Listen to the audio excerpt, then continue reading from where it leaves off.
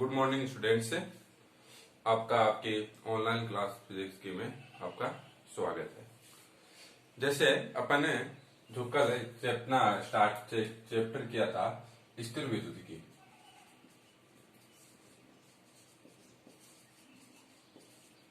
ठीक है। इसको जो इंग्लिश में बोला जाता है इलेक्ट्रोस्टैटिक्स। इलेक्ट्रोस्टैटिक्स, ठीक है। अब इलेक्ट्रो का मतलब होता है इलेक्ट्रॉन या चार्ज, और स्टैटिक्स का मतलब एट रेस्ट। यह आपको कल बताया था, ठीक है, कि जब चार्ज है वो आपका रेस्ट में है, ठीक है। तो अपन स्थिर विद्युत की क्या है, यह भौतिक विज्ञान की वह शाखा है जिसमें अपन किसका अध्ययन करते हैं, स्थिर आवेश का। अब स्थिर आवेश के अलावा इसके कारण स्थिर आवेश कौन से बल उत्पन्न करता है, इसके जो गुण हैं उनका भी अध्ययन किया जाता है, ठीक है। तो सबसे पहले कि स्थिर विद्युत की क्या है, तो स्थिर विद्युत की भौतिक विज्ञान की वह शाखा है, ठीक है, जिसमें स्थिर आवेश के कारण उत्पन्न बल और स्थिर आवेश के जो गुण हैं उसके क्या क्या गुण होते हैं वो अपन आगे पढ़ेंगे, ठीक है। उनका अध्ययन किया जाता है। क्या कहलाती है, स्थिर विद्युत की कहलाती है। अब एक चीज अपन ने देखा था कि आवेश क्या है, ठीक है। इसकी कल आपको मैंने बताया था कि जैसे प्रकृति में एक आपका गुरुत्वाकर्षण बल पाया जाता है, उसी प्रकार एक प्रकृति में विद्युत बल इलेक्ट्रोस्टैटिक फोर्स भी पाया जाता है। अब ये जो आपका इलेक्ट्रोस्टैटिक फोर्स है, ये जो है ये केवल और केवल तभी पाया जाता है जब आपकी बॉडी चार्ज हो, ठीक है, जब उसके ऊपर चार्ज मतलब आवेश हो। ये काफी जब अपन ने स्टार्टिंग में जब बहुत सारे प्रैक्टिकल किए गए तो देखा गया कि कभी तो इन दो मैटर के बीच में, दो पदार्थों के बीच में, दो द्रव्यों के बीच में कभी तो आपका विद्युत बल लगता है और कभी नहीं लगता है। तो ये जानने की कोशिश की गई कि क्यों बल लग रहा है और कौन सी कंडीशन है जब इस पर बल नहीं लग रहा है। तो फिर ये एक कंक्लूजन निकाला गया कि जब बॉडी के ऊपर चार्ज मतलब आवेश होता है तब तो उन दो पदार्थों के बीच बल लगता है, और अगर उन पर आवेश नहीं है, ठीक है, तो बल नहीं लगेगा, ठीक है। तो स्थिर विद्युत के लिए पढ़ने से पहले सबसे पहले आपको क्या पढ़ना पड़ेगा, आवेश, ठीक है।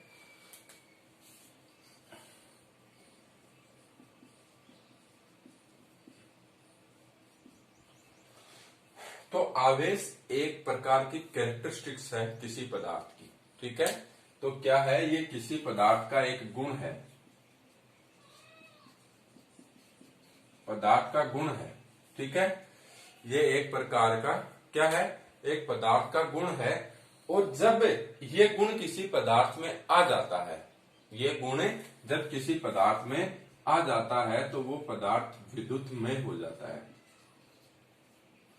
ठीक है। और अपनी प्रकृति के अनुसार विद्युतमय होने का मतलब क्या है कि वो फिर जो पदार्थ है वो अपनी प्रकृति के अनुसार हल्की जो वस्तु है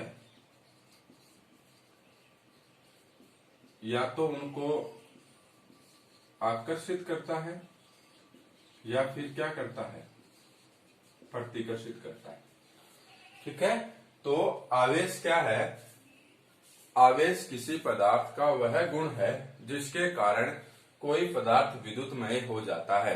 आवेश किसी पदार्थ का वह गुण है जिसके कारण कोई पदार्थ विद्युतमय हो जाता है तथा हल्की वस्तुओं को अपनी तरफ या तो आकर्षित करता है या प्रतिकर्षित करता है। अब आपका जो गुरुत्वाकर्षण फोर्स था, ग्रेविटेशनल फोर्स G, और ये विद्युत बल E, ये गुरुत्वाकर्षण जो फोर्स था सदैव आकर्षण प्रकृति का ही होता है। दो पिंड जिनके कुछ द्रव्यमान हो, ठीक है, दो पिंड जिनका कुछ क्या हो, मास हो, द्रव्यमान हो, उनके बीच में एक जो आपका ये लगता है गुरुत्वाकर्षण बल। अब इस बल का एक ये प्रॉपर्टी है कि ये सदैव आकर्षण का लगेगा, अर्थात दोनों जो मैटर हैं दोनों, जो जिनके द्रव्यमान m1 m2 है, वो एक दूसरे को अपनी तरफ आकर्षित करेंगे, एक दूसरे को परस्पर खींचने की कोशिश करेंगे। जबकि जो आपका विद्युत बल है ये आकर्षण का भी होता है और प्रतिकर्षण का भी होता है। ठीक है, इनके लिए भी बहुत सारे प्रयोग किए गए। जैसे एक कागज के ये छोटे छोटे टुकड़े हैं। अब अगर मैं एक स्केल को, ठीक है, अपने बालों से रगड़कर, मतलब घर्षण की प्रक्रिया करके जब इनको कागज के टुकड़ों के पास लाता हूं तो ये चिपक जाते हैं। तो मतलब अब दोनों कागज, स्केल और कागज के टुकड़े के बीच, इन दोनों के बीच में कौन सा फोर्स लग रहा है? आकर्षण। अब मैंने क्या किया, दो स्केल ली, अलग अलग व्यक्तियों ने, दोनों ने अपने सिर पर इसको रगड़ा। ठीक है, पहले व्यक्ति ने रगड़ा, फिर दूसरे व्यक्ति ने रगड़ा, और फिर अब मैं इन दोनों स्केलों को एक दूसरे के पास लाया, इन दोनों स्केलों को एक दूसरे के पास लाया, तो ये दोनों स्केलें एक दूसरे को रिपल करने का प्रयास करेगी, अर्थात एक दूसरे से दूर जाने का प्रयास करेगी, धक्का देगी।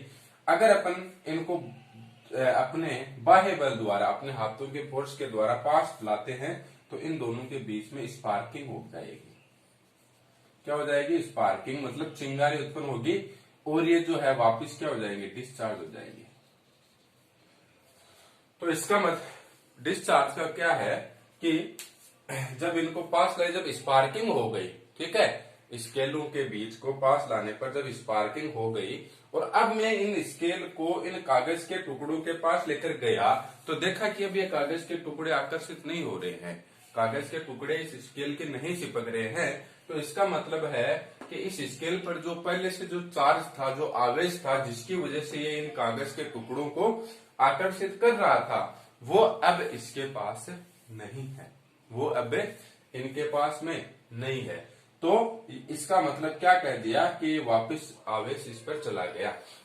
मतलब है कोई बॉडी को चार्ज भी किया जा सकता है और किसी बॉडी को डिस्चार्ज भी किया जा सकता है। बॉडी आवेशित भी हो सकती है और आपकी जो बॉडी है वो अनावेशित भी हो सकती है। दोनों प्रोसेस यहाँ पर होती है, ठीक है, आवेशन की भी और निरावेशन की भी। अब ये सबसे पहले इतना आपको पता चल गया कि विद्युत बल, ठीक है, तब लगता है जब वो चार्ज हो, ठीक है, दोनों अगर ऑब्जेक्ट आपस में चार्ज हैं तब ही उनके बीच में विद्युत बल लगता है, अदरवाइज हर कंडीशन के अंदर विद्युत बल नहीं लगता। उसकी कुछ स्पेसिफिक कंडीशन होती है और वो भी यही होती है कि वो दोनों बॉडी कैसी होनी चाहिए? चार्ज होनी चाहिए। और ये भी देखा गया कि अगर दो बॉडी चार्ज है तो उनके बीच आकर्षण का भी फोर्स लगता है और उनके बीच प्रतिकर्षण का भी फोर्स लगता है। आकर्षण का मतलब वो दोनों एक दूसरे को खींचने का भी प्रयास करते हैं और प्रतिकर्षण का मतलब है कि वो दोनों एक दूसरे को धक्का देने का भी प्रयास करते हैं, अर्थात एक दूसरे से दूर जाने का भी प्रयास करते हैं। ये दोनों प्रॉपर्टी होती है। अब ये अपन को पता चल गया आवेश की जो बेसिक थी, आवेश क्या काम करता है, क्या होता है। तो आवेश एक प्रकार का किसी भी पदार्थ का गुण है, ठीक है। वो गुण आते ही क्या हो जाता है? वो विद्युत बल के योग्य हो जाता है, वो विद्युत बल उस पर लगना स्टार्ट हो जाता है। जिस प्रकार गुरुत्वाकर्षण बल में अगर किसी पिंड के पास में द्रव्यमान है तो गुरुत्वाकर्षण बल लगेगा। तो आप द्रव्यमान को भी कह सकते हो कि वो भी किसी पदार्थ का वह गुण है जिसके कारण उस पर गुरुत्वाकर्षण बल प्रभावी हो जाता है। पास के निकट के जितने भी आपकी वस्तुएं हैं वो गुरुत्वाकर्षण बल लगेगा। अब जैसे अपन अपने मॉडर्न फिजिक्स पर आए, ठीक है, जैसे जैसे फिजिक्स आपकी मॉडर्न होती गई, उस मॉडर्न फिजिक्स में एक चीज पता चलती है कि आपका जो भी कोई पदार्थ है वो किस प्रकार मिलकर बना है, ठीक है। वैज्ञानिक थे, वैज्ञानिकों ने किसी पदार्थ को जानने की कोशिश की, ठीक है, उस पदार्थ को क्या किया? जानने की कोशिश की।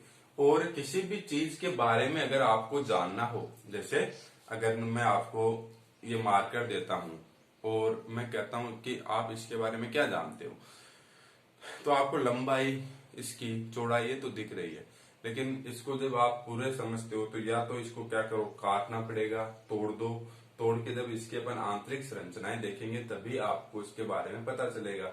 जैसे अपन छोटे बच्चे थे, खिलौने लाते थे, ठीक है, उन खिलौनों को अपन जैसे देखते थे तो खिलौनों को देखने पर क्या होता था, जैसे उस खिलौनों को अपनी चेष्टा होती थी कि इसके अंदर ऐसा क्या है कि ये इस प्रकार वर्किंग कर रहा है, तो अपन उसको तोड़ देते थे और अंदर से देखने की कोशिश करते। तो देखने का तरीका, किसी भी चीज के बारे में जानने का तरीका यही होता है। तो किसी साइंटिस्ट ने भी ये चाहा कि ये पदार्थ है, ये कैसे बने हैं, ठीक है, इनको जानने की कोशिश की गई पदार्थ को, ठीक है। तो वो पदार्थ को तोड़ते गए तो सबसे पहले कहा कि पदार्थ को अगर अपन तोड़ रहे हैं तो एक ऐसी कंडीशन भी आएगी उसके आगे पदार्थ को नहीं तोड़ा जा सकता है, ठीक है। तो वो जो सबसे सूक्ष्मतम इकाई है पदार्थ की उसको कहा जाता है परमाणु।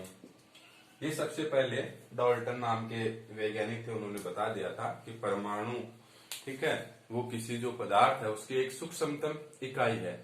लेकिन जैसे जैसे अपन आगे चलते गए, ठीक है, परमाणु के अंदर भी कुछ न कुछ पाए जाते हैं, ठीक है। तो एक पदार्थ की सूक्ष्मतम इकाई परमाणु है। तो एक पदार्थ का मैं एक परमाणु ले रहा हूं और उस परमाणु की जो स्ट्रक्चर दी गई, उस परमाणु की क्या दी गई, एक स्ट्रक्चर दी गई, वो इस प्रकार दी गई कि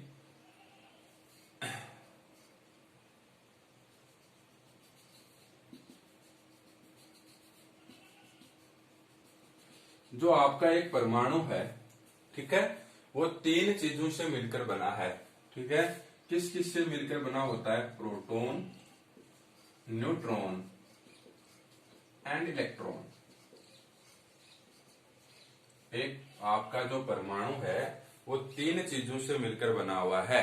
किस किस से, एक तो परमाणु से, एक तो प्रोटॉन से, एक न्यूट्रॉन से, और जो थर्ड है वो है इलेक्ट्रॉन से। अब आपका जो नाभिक, एक सेंटर होता है किसी भी परमाणु में, एक केंद्र होता है। एक परमाणु को अपन एक गोला मान रहे हैं, ठीक है, क्या मान रहे हैं, एक गोला। उसके केंद्र के अंदर यहां पर एक सूक्ष्म तक भाग होता है, ठीक है। इस परमाणु से 10 की घात 5 गुना छोटा, मतलब लाख गुना छोटा एक सूक्ष्म तक भाग होता है। उस भाग को कहा जाता है नाभिक। और इस नाभिक में होते हैं आपके प्रोटॉन व न्यूट्रॉन, ठीक है। तो जब अपन ने इसके बारे में और आगे रिसर्च किया तो ये पता चला कि न्यूट्रॉन जो होता है ये अनावेशित है। क्या है, अनावेशित है, ठीक है, डिस्चार्ज है। ये चार्ज नहीं होता है, इसके ऊपर कोई चार्ज नहीं है। तो अपन तो यहाँ पर मैं आपको विद्युत बल को समझाने की कोशिश कर रहा हूं, और उसकी जो सबसे पहली कंडीशन है वो ये है कि बॉडी चार्ज होनी चाहिए, उस पर आवेश होना चाहिए। तो न्यूट्रॉन को एक बार अपन नेग्लेक्ट करके चलते हैं, क्योंकि ये आपका क्या है, अनावेशित है। ये विद्युत बल में कोई योगदान नहीं दे रहा है। ये न्यूट्रॉन का केवल नाभिक को स्थायित्व देने का काम होता है। और जो इसमें एक तीसरी चीज होती है इलेक्ट्रॉन, वो इसके चारों ओर वर्ताकार कक्षाओं में चक्कर काटता रहता है, ठीक है। और ये जो इलेक्ट्रॉन्स हैं ये इस नाभिक के साथ में बंधे हुए रहते हैं, ठीक है। देखो बंधे हुए, ये नहीं है कि इनके बीच में गैप है, कोई भी ऐसी चीज नहीं है जिससे नाभिक ने इसको पकड़ रखा, लेकिन एक बल से बंधे हुए रहते हैं। वो बल यही है विद्युत बल, ठीक है, वो अपन आगे देखेंगे। अब ये इलेक्ट्रॉन एक बाउंड्री कंडीशन में रहते हैं, और ये जो परमाणु की जो इनिशियल स्टेज है,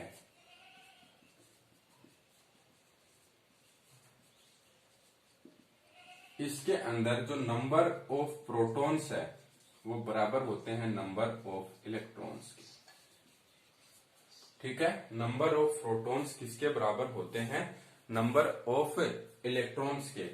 अब एक चीज और है कि प्रोटॉन जो होता है P, उस पर धनात्मक आवेश होता है प्लस का 1e, एक इलेक्ट्रॉन के बराबर, और जो इलेक्ट्रॉन है उस पर ऋणात्मक आवेश होता है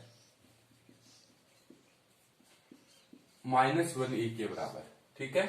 और मतलब 1 e का मतलब है, ये आप याद ही रख लेना, 1.6 इंटू 10⁻⁻19 कूलम।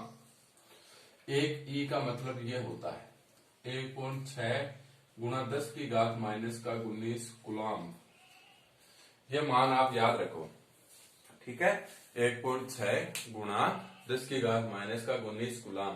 प्रोटॉन पर होता है धनात्मक, इलेक्ट्रॉन पर होता है ऋणात्मक। और आपकी जो परमाणु की इनिशियल स्टेज है उसके अंदर क्या होता है, number of protons is equal to number of electrons, ठीक है। अगर इन दोनों की संख्या बराबर है और मैं कह रहा हूं कि एक प्रोटॉन और एक इलेक्ट्रॉन पर आवेश बराबर होता है, एक प्रोटॉन और एक इलेक्ट्रॉन पर क्या होता है, बराबर आवेश होता है। प्रोटॉन जो होता है उस पर धनात्मक होता है, जबकि इलेक्ट्रॉन पर क्या होता है, ऋणात्मक होता है। तो यहां पर जो चार्ज रहेगा, total number of charge, positive charge proton की वजह से वो बराबर रहेगा नेगेटिव चार्ज ऑफ इलेक्ट्रॉन, ठीक है। इलेक्ट्रॉन का नेगेटिव चार्ज मान लो -5 कूलम है, तो प्रोटॉन का भी क्या होगा, 5 कूलम होगा, लेकिन वो प्लस का होगा। तो अगर मैं परिणामी आवेश देखूं, Q is equal to positive minus negative बराबर क्या आ जाएगा, 0। तो इस कारण से जो होता है, जो भी आपकी बॉडी है वो हमेशा चार्ज रहती है, उस पर हमेशा आवेश रहता है। लेकिन क्या होता है, जितना धनात्मक रहता है उतना ही ऋणात्मक रहता है। तो वो दोनों एक दूसरे को मिलकर क्या कर देते हैं, कैंसिल कर देते हैं। इसीलिए इनिशियल स्टेज में आपकी जो बॉडी है वो क्या रहती है, उदासीन रहती है, ठीक है। क्या रहती है, उदासीन रहती है। वो किसी भी दो बॉडी है इनिशियल स्टेज में एक दूसरे पर बल नहीं लगा सकती है, क्योंकि उसके अंदर जो प्रोटॉन और इलेक्ट्रॉनों की संख्या बराबर होती है। धनात्मक चार्ज और ऋणात्मक चार्ज आपस में क्या होते हैं, एक दूसरे के बराबर होते हैं। तो आप चाहो कि इसके ऊपर चार्ज आ जाए, इसके ऊपर चार्ज आ जाए, तो आपको पता है कि जैसे मान लो इसमें 5 प्रोटॉन है और 5 इलेक्ट्रॉन है, ठीक है। प्लस का 5 और माइनस का 5, इतना उसके ऊपर चार्ज है। तो अब क्या करो, इस परमाणु में से या तो प्रोटॉनों की संख्या को कम कर दो या इलेक्ट्रॉनों की संख्या को कम कर दो। ये परमाणु है, 5 प्रोटॉन 5 इलेक्ट्रॉन बराबर है। मैंने आवेश निकाला, क्यों इक्वल टू +5 -5 कितना आ गया, 0। कोई आवेश नहीं है। अगर मैंने मान लो प्रोटॉन को 4 कर दिया और इलेक्ट्रॉन को 5 ही रखा, तो इलेक्ट्रॉन को मैं माइनस से लिख रहा हूं, तो इन दोनों को जोड़ो, 4 - 5 माइनस का 1 आ गया। मैंने प्रोटॉन को 5 रखा और इलेक्ट्रॉन को क्या कर दिया, अपने मान लो इसको 4 कर दिया, तो ये प्लस का 5 ये माइनस का 4 क्या हो गया, 1 आ गया। प्लस का 1 से थर्ड ये भी तो हो सकता है कि इलेक्ट्रॉन की संख्या को अपन बढ़ा सकते हैं, प्लस का 6 कर दिया तो ये माइनस का 6 हो जाएगा, माइनस का 1। इलेक्ट्रॉन को संख्या को बढ़ा भी सकते हैं, कम भी कर सकते हैं। अगर मैंने इसमें से 1 इलेक्ट्रॉन निकाल दिया तो इलेक्ट्रॉनों की संख्या कम हो गई, और मैंने अगर इसको 1 इलेक्ट्रॉन दे दिया तो इलेक्ट्रॉनों की संख्या ज्यादा हो गई। मैंने इसमें से 1 प्रोटॉन निकाल दिया तो प्रोटॉनों की संख्या कम हो गई। अगर इसको मैंने 1 प्रोटॉन दे दिया तो प्रोटॉनों की संख्या ज्यादा हो गई। अब मतलब अपन को अगर किसी बॉडी को चार्ज करना है, आवेशित करना है, तो उसकी सबसे मेन बेसिक प्रोसेस क्या है, या तो उसमें से इलेक्ट्रॉन प्रोटॉन निकाल दो या उस वस्तु को इलेक्ट्रॉन प्रोटॉन दे दो। और ये जो किसी वस्तु से इलेक्ट्रॉन प्रोटॉन निकालने की या उसको देने की प्रक्रिया क्या कहलाती है, आवेशन कहलाती है। लेकिन किसी भी वस्तु से प्रोटॉनों का आदान प्रदान संभव नहीं है। क्यों नहीं है, क्योंकि इसके पहले से बाहर वाली कक्षाओं में देखो इलेक्ट्रॉन चक्कर काट रहे हैं, प्रोटॉन इसके सेंटर में है। और एक आपने कक्षा 11th में पढ़ा होगा, एक बल और होता है परबल नाभिकीय बल। परबल नाभिकीय बल, जब ये इसकी जो परास होती है बहुत बहुत कम होती है, ठीक है। केवल जो नाभिक होता है आपकी 10⁻⁻15 मीटर का एक गोला, ये जो इसकी त्रिज्या है केवल इसी में रखता है। तो आपका जो ये विद्युत बल है ये तो प्रोटॉन और प्रोटॉन के बीच में प्रतिकर्षण दिखाता है, तो यहाँ पर नाभिक के अंदर बहुत सारे प्रोटॉन पड़े रहते हैं, तो इनके बीच में अगर प्रतिकर्षण हो तो ये एक दूसरे से दूर जाके ये नाभिक आपका टूट जाना चाहिए। लेकिन यहाँ पर कौन सा बल काम करता है? परबल नाभिकीय बल। परबल नाभिकीय बल वो नाभिक में रहने वाले प्रोटोनों और न्यूट्रॉनों के बीच में कार्य करता है। तो इस बल का जो परिमाण होता है वो बहुत ज्यादा होता है। इस विद्युत बल से भी ये बहुत गुना, 1000, 10,000 गुना अधिक प्रबल होता है। तो उस बल के विरुद्ध अपन प्रोटोनों को इस नाभिक से नहीं निकाल सकते हैं। ठीक है, तो अगर अपन को क्या कर सकते हैं, अगर अपन प्रोटोनों को नहीं निकाल सकते तो किसको निकालो? फिर इलेक्ट्रॉनों को। ठीक है, अब इलेक्ट्रॉनों को निकालने की दो प्रोसेस होती है। तो देखो यहां से क्या समझ में आया, किसी भी बॉडी को चार्ज करना हो, आवेशित करना हो, तो उसमें से या तो क्या कर दो, इलेक्ट्रॉन निकाल दो या इलेक्ट्रॉन दे दो।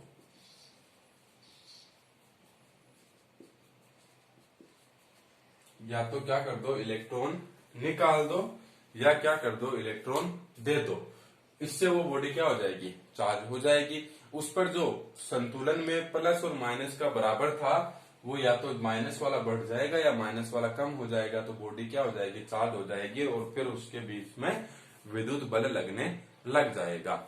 तो अब जो एक आवेश की जो एक नई डेफिनेशन दी गई मॉडर्न फिजिक्स के अनुसार, नंबर ऑफ इलेक्ट्रॉन्स कि जो आवेश है वो यही बताता है कि किसी वस्तु में कितने इलेक्ट्रॉन की वृद्धि हुई है या कितने इलेक्ट्रॉन की कमी हुई है। अगर उसने इलेक्ट्रॉन को त्यागे हैं तो इलेक्ट्रॉन की कमी हुई है, अगर उसने इलेक्ट्रॉन ग्रहण किए हैं तो उसमें इलेक्ट्रॉनों की वृद्धि हुई है।